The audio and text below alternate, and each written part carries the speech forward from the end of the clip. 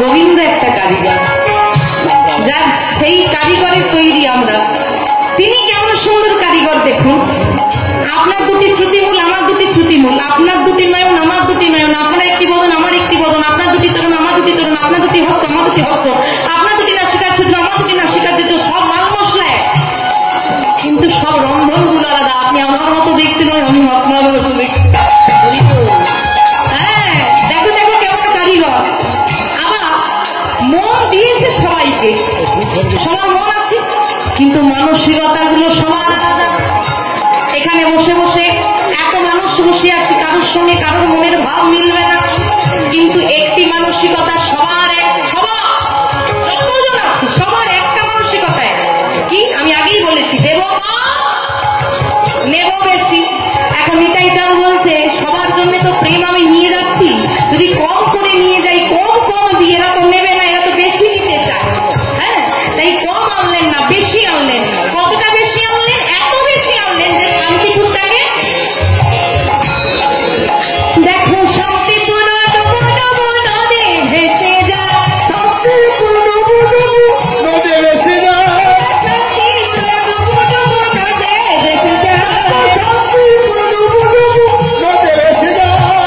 এখান অব্দি ঠিক ছিল, ডুবে গেছে, ঠিক আছে, আর এলো না, আবার আনছে। হ্যাঁ গো মা, নদীতে যদি জল বেশি হয়ে যায় কি হবে? কুল ভেঙে যাবে। হ্যাঁ, আর কুল ভেঙে গেলে সবাই ডুবে যাবে। এইখানেও কুল ভেঙে গেল, আর ভেঙে গিয়ে কি হলো? গৌর হরি আর জাতি কুলে রাখলেন না। তুমি ইসলাম ধর্মের মানুষ, তোমাকে নামে দেব না। তুমি জনমের ঘরে এসেছো, তোমাকে কোল দেব না। এই জাত কুলা ভেদাভেদ তিনি আর রাখলেন না।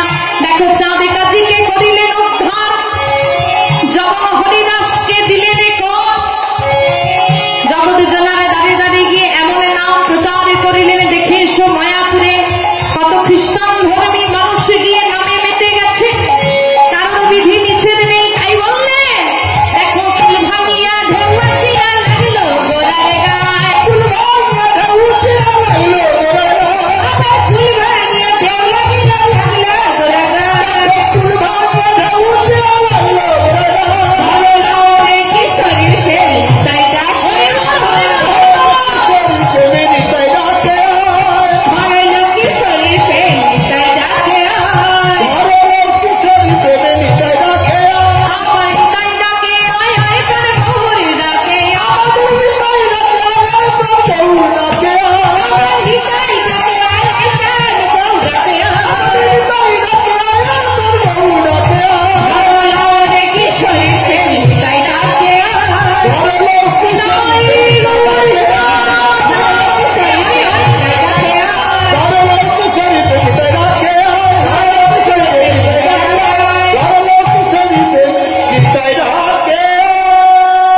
সেই প্রেমরস স্বাদিতে আজকে একত্রিত হওয়া আসুন। যে বিষয়বস্তু বাজারিটা আমরা আস্বাদন করবো, আমরা পশ্চিমবাংলার মানুষ, আর এই পশ্চিমবাংলার মাটিটা খুব ধন্য। যারা এই পশ্চিমবাংলায় জন্ম নেয়, আমরা নিয়েছি, আমরা খুব সৌভাগ্য। কারণ ভগবান শ্রীকৃষ্ণ এসেছেন ভারতবর্ষের মাটিতে অবশ্যই, কিন্তু তিনি কিন্তু বাংলা ভাষী। শ্রীরামচন্দ্র এসেছেন আমাদের ভারতবর্ষের মাটিতে ঠিকই, তিনি বাংলা ভাষী। আমার গৌর হরি এলেন এই পশ্চিমবাংলার মাটিতে, যাকে বলা হয় বাঙালির ঠাকুর। তিনি বাংলা ভাষী ছিলেন, আমাদের ভাষায় কথা বললেন। এই পশ্চিমবাংলার মাটিতে তিনি ঘুরে বেরিয়েছেন বহু জায়গায়, বহু জায়গায়। তার কৃপা ধন্যাই ভাব, আমার নিতাই চাঁদের আবির্ভাব বীরভূমে, যাকে দর্শন করার জন্য আপনারা বৃন্দাবনে যাওয়া বাকি বিহারী, সেই বিহারীর জন্ম, সেই বিহারীর আবির্ভাব বর্ধমানে। কৃপা ধন্যা এই পশ্চিমবাংলার মাটিটা আমাদের গর্ব, আমাদের অহংকার। অনেকে বলে অহংকার করতে না, নেই, করতে নেই, কি নিয়ে? তোমার যা আছে তা নিয়ে অহংকার করতে নেই, কিন্তু আমাদের অহংকার, আমাদের গর্ব, আমরা গৌর হরির মাটির মানুষ, এটা আমাদের অহংকার। কিন্তু আমি জানি না কেন যেটা আমাদের অহংকার, বর্তমান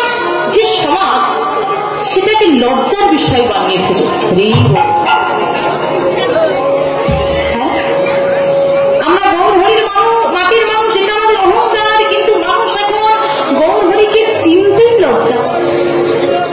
আমি অবাক হয়ে গেলাম এই বছর, প্রতি বছরই অবাক লাগে, তাও সমাজের সঙ্গে মিশে থাকতে হয়তো মুখ ফুটে কিছু বলা যায় না।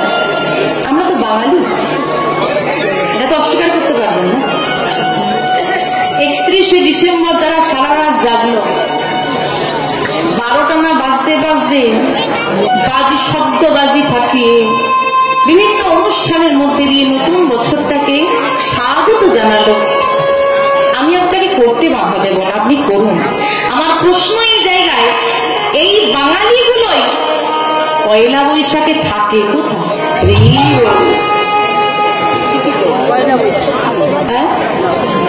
বলে তোর ঘুমা। যারা 25শে ডিসেম্বর ধুমধাম করে পিকনিকে যান, শীতকাল হয় সবারই হত্যা করুন, অসুবিধা নেই। আপনার ছোট্ট বাচ্চাটাকে আপনি, বাবা আমাকে ভালো একটা কেক এনে দেবেন, আপনি আপনার সন্তানের হাতে দামি কেক নিয়ে এসে তুলে দিলেন, আমি আপনাকে বাধা দেব না, আপনি দিন। ছেলে মানুষ বায়না করেছে, অবশ্যই দেবেন। কিন্তু আপনার কাছে আমার প্রশ্ন, যে ছোট্ট সন্তানটিকে আপনি একটা সুন্দর কেক নিয়ে এসে হাতে তুলে দিয়ে বললেন আজকে সাহিবের বড়দিন, যীশু খ্রিস্টের জন্মদিন, আমরা সনাতন ভাবের মানুষ, যীশু খ্রিস্টের জন্মদিনটা আপনি আপনার বাড়িতে আপনার সন্তানকে নিয়ে ধুমধাম করে পালন করলেন, আবার সেই বেশে সাজিয়েও এখন সুন্দর করে আপনি কেক কেটে লোকজন ডাকাডাকি করে একটা ব্যাপার করলেন, আপনি করুন, আমি আপনাকে বাধা দেব না।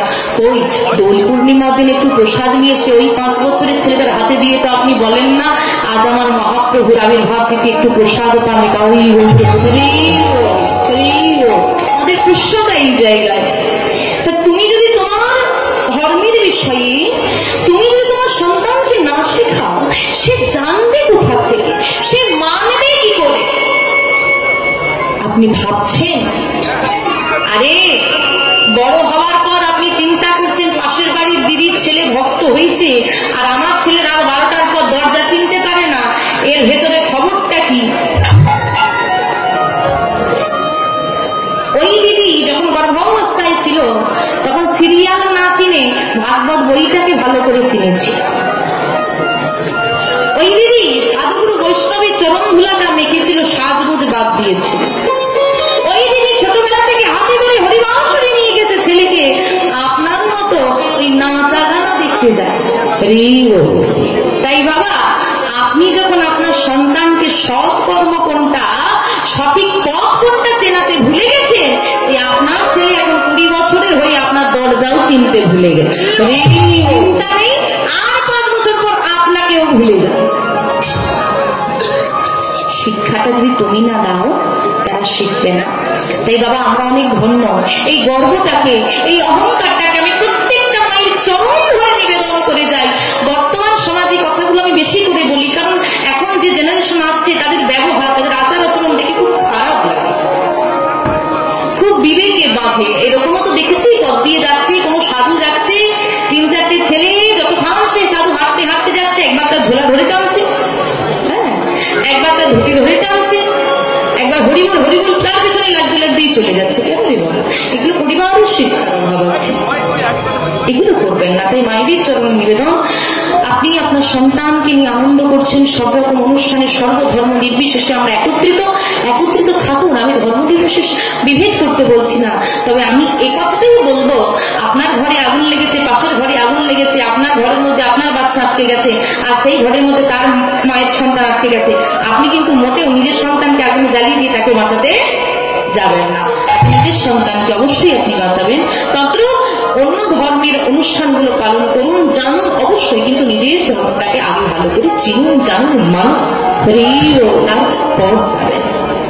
আমি জানি না আপনাদের হাওড়া জেলায় এসেছে কিনা, আমাদের মেদিনীপুরের একটা ভয়াবহ দশা আমি দেখি, খারাপ লাগে যে ওই পিতা পরমেশ্বর বলে একটা নতুন ধর্মের প্রভাব এসেছে সব।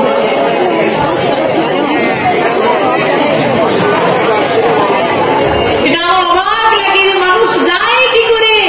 আরে বাবা, কমসে কম একবার যাও, মায়াপুর থেকে ঘুরে আসো, কিচ্ছু করতে হবে না, যাবে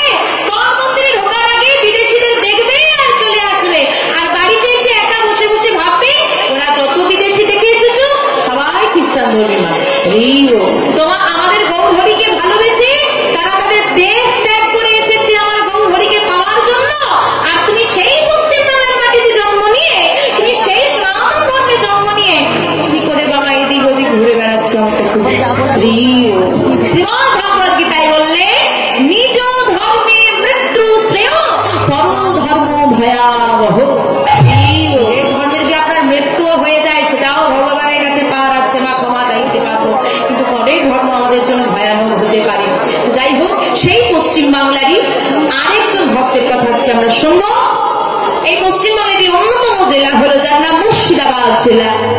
এই মুর্শিদাবাদ জেলায় একজন ভক্ত এসেছিলেন। আমরা এখানে যতজন বসে আছি অনেক মায়েরা আছি কর্মক্ষেত্রে যান, বাকিরা সবাই গৃহবধূ, কিন্তু গৃহবধূ হলেও তারা চেষ্টা করেন ঘরে কিছু না কিছু কাজ করার। আর বাবারা তো কর্মক্ষেত্রে ব্যস্ত রয়েছেন, কারণ কর্মই জীবনের ধর্ম। তবে সব কর্ম জীবনের ধর্ম, অসৎ কর্ম নয়, কর্ম করতেই হবে। কিন্তু আমরা যে বিষয় আশয়ের জন্য কর্ম করি, যদি কেউ একবার কৃষ্ণ নামের ধনে ধনী হয়ে যায়, এ জগতে ধনী তো সবাই হয়, কিসে আমরা ধনী হই? টাকা পয়সা। কিন্তু মনে রাখবেন, যার মনে একবার টাকা পয়সার লালসা এসে যাবে, ক্যান্সারও ভালো করা যাবে, কিন্তু ওই অর্থের লোভের রোগ কোনোদিন ভালো করা যাবে না। ও ধীরে ধীরে ধীরে ধীরে ধীরে ধীরে তাকে মৃত্যুর দিকে নিয়ে চলে। তার খুন করতেও হাত কাঁপবে না যদি অর্থের লোভ কারোর মধ্যে এসে যায়। তাই বলছি বাবা, যদি কেউ কৃষ্ণ নামে ধনী হয়, এই জাগতিক জগতের এমন কোন বস্তু নাই।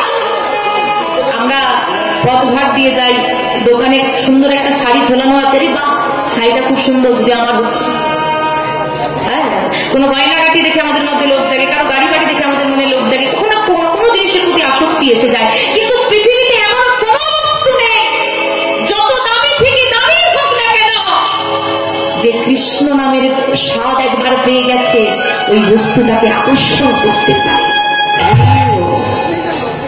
আমরা তো জীবন অনেক কিছুই পাইনি মা, কিন্তু যার কথা আজকে স্মরণ করব তিনি সব পেয়েছেন। যা আমাদের কামনা বাসনা থাকে সব, কিন্তু গোবিন্দকে চাওয়ার বাসনাটা যে অনেক মহৎ, যেটা সবার জীবনে আসে, সেটাই এসেছিল তার জীবনে। আর গোবিন্দকে পাবে বলে সে তার সর্বস্ব পরিত্যাগ করে ভিখারি সেজেছিলেন।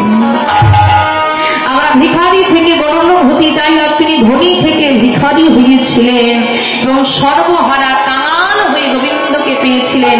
তিনি প্রমাণ করে গেছেন, যতদিন না তুমি নিজেকে কাঙাল করতে পারছো, যতদিন না তুমি নিজেকে সর্বহারা করতে পারছো, ততক্ষণ যে গোবিন্দ তোমার হয় না।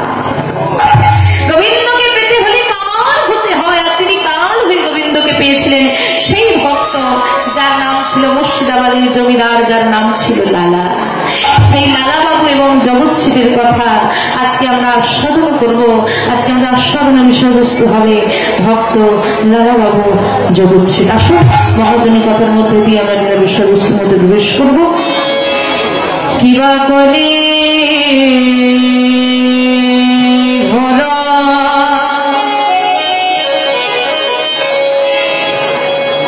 তিহিমিরে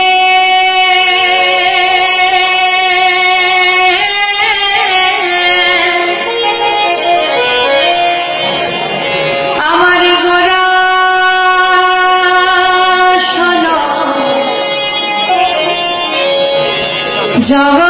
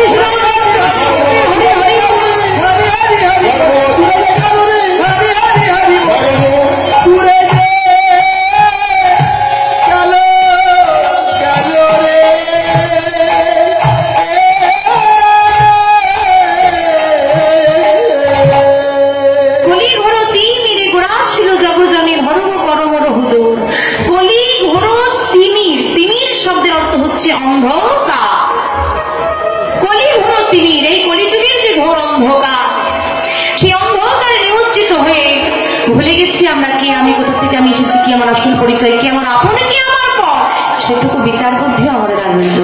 পরে কি আপন ভাবিয়া বাদিলাম ভয়, কিন্তু আপনাকে করিলাম করিব। চিন্তা করে দেখুন মা, আজকে যে অনুষ্ঠানটা এখানে হচ্ছে বারবেরিয়া নিতাই রোড সুভাষ সংঘ প্রাঙ্গণে, এখানে যে এত আয়োজনের পেছনে কিন্তু একটা আর্থিক খরচ রয়েছে। আমি তো আসবো না,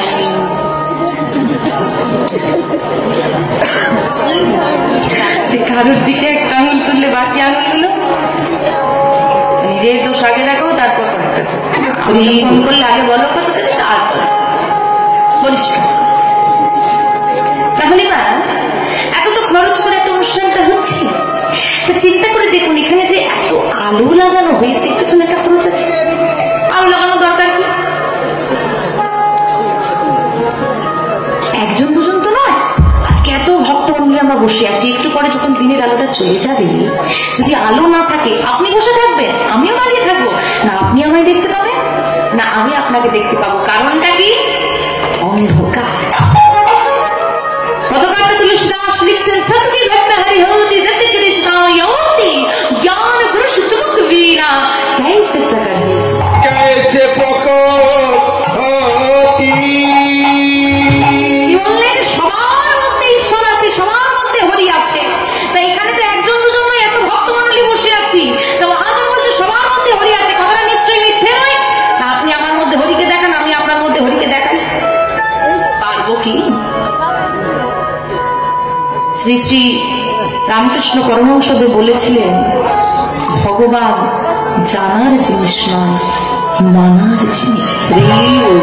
তুমি যে ভগবানকে বলো যে আমি ভগবানকে দেখবো, জানবো, তারপর ভজন সাধনা করবো, ভগবান বললেন সারা বিশ্ব চরাচরে তুই আমাকে খুঁজবি, কোনোদিনও খুঁজে পাবি, কিন্তু তুই যদি আমাকে মানিস আমি নিজে এসে ধরা দেব। যতক্ষণ মা যশোমতী পেছন পেছন ছুটছে, ভগবান শ্রীকৃষ্ণ ছুটছে, হ্যাঁ, আর মাও হাতে একটা লাঠি দিয়ে পেছন পেছন ছুটছে, কত কাছাকাছি এসে যাচ্ছে, কিন্তু ভগবান ছুটতে ছুটতে কোথায় লুকিয়ে পড়ছেন মা খুঁজে পাচ্ছেন না, আবার ছুটতে ছুটতে কোন ঘরে লুকিয়ে পড়ছেন খুঁজে পাচ্ছেন না। মা যখন হার মারলেন, আমি আর পাচ্ছি না, তোকে ধরা আমার পক্ষে সম্ভব নয়। ও মনে হয় আমি যে এত অলঙ্কার আদি পড়ে আছি, যত ছুটছি, এই যে শব্দগুলো হচ্ছে, এই শব্দে গোপাল বুঝতে পেরে ছুটে পালিয়ে যাচ্ছে, সব আমি খুলে ফেলবো, সমস্ত অলঙ্কার আদি পরিত্যাগ করে ভগবানকে ধরতে যাচ্ছে। মা নয়নে জলে মুখ ভাসি বলছে, ওরে গোপাল, কত সময় হয়ে গেল তোর পেছনে আমি ছুটছি, কিন্তু তোকে ধরতে পারছি না, তুই যদি না ধরা দিস আমি কি ধরতে পারবো? যতক্ষণ তুমি জগৎ চরাচরে আমার আমিত্ব নিয়ে ছুটে বেড়াবে, ততক্ষণ ভগবান তোমাকে ধরা দেবে না, ত্যাগ করা লাগবে।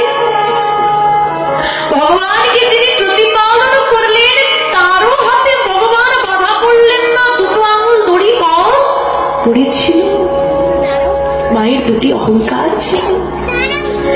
তাহলে আমরা তো কলিহত জীব, কত রাজারি, কত অনাচার, অত্যাচার, কত পাপাচারী জর্জরিত আমরা, আমাদেরকে ত্যাগ করে যখন ভগবানকে মানব, হে গোবিন্দ, আমি তো হার মেনে নিয়েছি,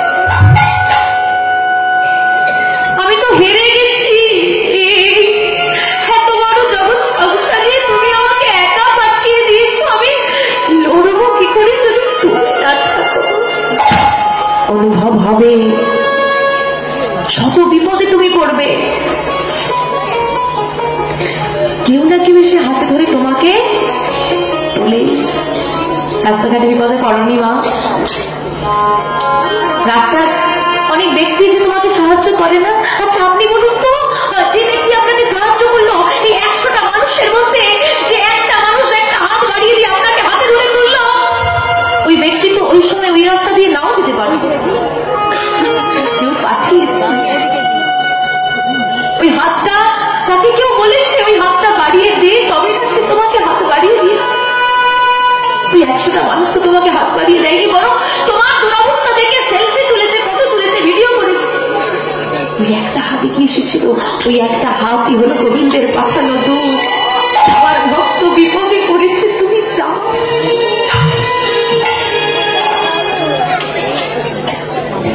ভগবান কি ভক্ত প্রশ্ন করেছিল, হে গোবিন্দ তুমি দাঁড়িয়ে থাকো কেন, বসতে পারো না?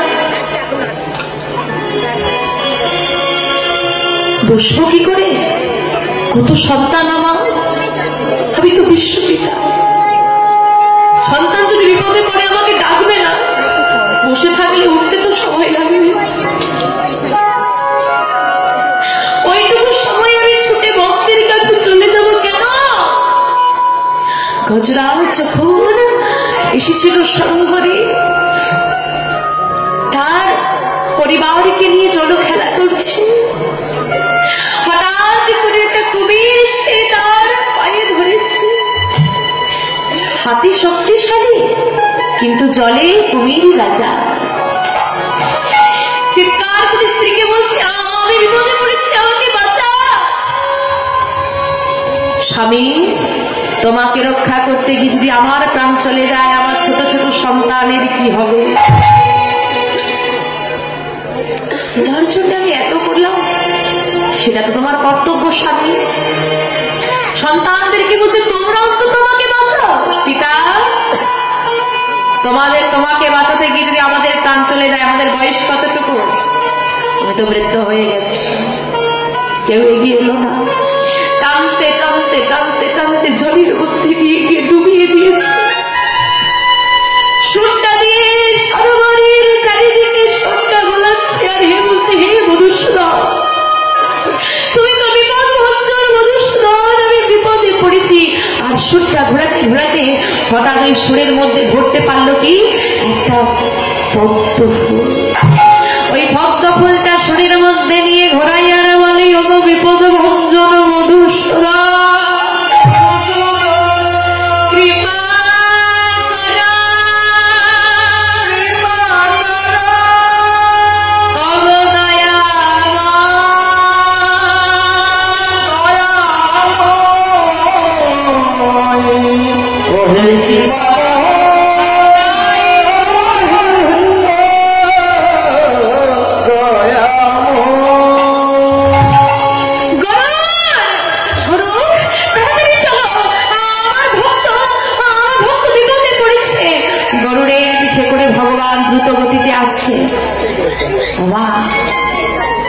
ভগবান কি করলো জানো? গরুরের পিঠ থেকে ঝাঁপ দিয়ে পড়ে গেল। গরুর বলছে, প্রভু তুমি নেমে পড়লে, তোমার না তাড়া আছে? আছে তো, আর আমার তাড়া আছে বলেই তো তুমি ধীর গতিতে যাচ্ছ। প্রভু, চিন্তা করে দেখেন, আপনি আপনার বন্ধুকে ফোন করবেন, সে বলবে দাঁড়া, কেউ আসুক, যাচ্ছি, একটু সময় দে। আর ভগবান গরুর কত দ্রুত গতিতে যায়, আর পিঠ থেকে নেমে বলছে, তুমি ধীর গতিতে যাচ্ছ, এত সময় আমি দিতে পারবো না। ভগবান ছুটতে ছুটতে আজকে ভক্তকে সাহায্য করার ভগবানের এতই তাড়া যে গরুরের গতিবেগ ও ভগবানের ধীর মনে হয়ে গেল। বলতো, তার থেকে আপনি কেউ হতে পারে? তার থেকে বড় বান্ধব কেউ কি হতে পারে?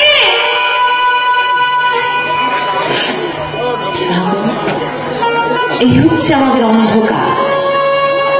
সকল সত্য আমরা জানি, তাও না জানার ভান করে বসে থাকি। জানি জগতের কেউ আমার নয়, কিন্তু প্রকৃত যে আমার, তাকে আপন করব কবে?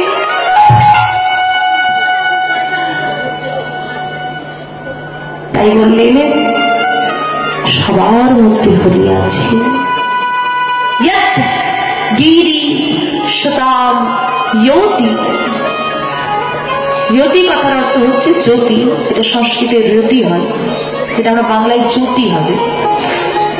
জ্যোতি কথার অর্থ হচ্ছে আলো। যতক্ষণ না আলো পাওয়া যায়, 100 জন বসে থাকলেও যদি অন্ধকার থাকে, তুমি যেমন আমায় দেখতে পাবে না, আমি তোমায় দেখতে পাবো। গোবিন্দ আমাদের হৃদয় মন্দিরে বসেই আছে, বাইরে খোঁজা লাগে না, নয়ন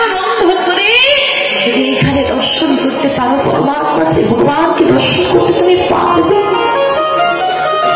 কিন্তু তার জন্য প্রয়োজন জ্যোতি। অজ্ঞানতার অন্ধকারটা এখানে হয়ে বসে আছে, অন্ধকার বলেই তো দেখতে পাচ্ছি, অনুভব করতে পারছি। জ্যোতি লাগবে, জ্যোতিটা কোথা থেকে পাবো? জ্ঞান গুরু সে চমকে বিনা, জ্ঞান আর গুরু। যখন গুরুদেব আমার জীবনে আসবেন, গুরুদেব যে জ্ঞান দান করবেন, সেই জ্ঞানের শলাকা, শলাকা কথার অর্থ হচ্ছে আলো। সেই জ্ঞানের আলোতে দূরীভূত হবে আমার হৃদয়ের মায়ারূপী অজ্ঞানতার অন্ধকার। জ্ঞানাঞ্জেন শলাকয়া চক্ষুর্মীলিতং येन তস্मै শ্রী গুরবে নমঃ। অজ্ঞানং তিমিরাং ধস্য, তিমির কথার অর্থ কি বললাম? কি বললাম? অন্ধকার। এখানে কোন অন্ধকারের কথা বলেছে? অজ্ঞান, অজ্ঞানতার অন্ধকার ধ্বংস করে জ্ঞানাঞ্জেন শলাকয়া, জ্ঞানীর শলাকয়া কি বললাম? আলো। জ্ঞানের আলোটা যিনি জেলে দেবে, এই দুটি অসার নয়ন ছাড়াও, এই নয়নের দেখার যোগ্যতা আছে, বিচারের যোগ্যতা নাই। আমরা যেটা দেখি সেটাই বিশ্বাস করি, তাই তো আমরা ঠকে যাই। হ্যাঁ, ঠকি না? মানুষকে বাইরে থেকে দেখে ভাবি এই দুটো চোখ দেখছে না, বাইরে থেকে দেখে ভাবছি হ্যাঁ হ্যাঁ খুব ভালো খুব ভালো খুব ভালো, কিন্তু তাকে বিচার করার ক্ষমতা তো এই নয়নের নাই। ওই বিচারযোগ্য একটা জ্ঞানের চক্ষু আমাদের আছে, যেটা উন্মোচন করে দেবেন গুরুদেব। সেই নয়নে দিয়েই হবে গোবিন্দ দর্শন, এই অসার নয়নে হবে না। তাই এই জ্ঞান চক্ষুটা যখন খুলে যাবে, তখন আমরা জ্ঞানের চেতনা ফিরে পাব। তাই বললেন চৈতন্য কথা শোনো। আমি বলি, জানি না কথাটা কতটা ঠিক কতটা ভুল, আমি সবাইকে বলি, বিশেষত মায়েদেরকে, একটা চরিতামৃত কিনবেন। এখন বিভিন্ন বাংলা অনুবাদ পাওয়া যায়, পড়তে পারবেন না, বাংলা অনুবাদ নেবেন, আর বাড়িতে সেটা বসে আপনি পড়বেন, সন্তানকে শোনাবেন, বা যদি আপনার ছেলে মেয়ে বড় হয় তাকে পড়তে বলবেন, আপনি শুনবেন। এতে কি হবে? চৈতন্য বিষয়ে আমরা জানতে পারব। একমাত্র কলিযুগের ভগবান যিনি বলেছেন, যার জন্য বলা হয়েছে, যাকে উদ্দেশ্য করে বলা হয়েছে, একমাত্র কলিযুগের ভগবান যাকে বিচার বিবেচনা করে বলা হয়েছে, নিজে আচরিত ধর্ম জীবের শেখায়। তিনি আচরণ করে শিখিয়ে গেছেন, বা তার আচরণগুলোকে তিনি করতে বলেছেন। আমরা যদি না জানি করবো কি করে? এই জন্য তো তাকে বলা হয় চৈতন্য। চৈতন্য, চৈতন্য, যার কথা শ্রবণ করলে জীবের চেতনা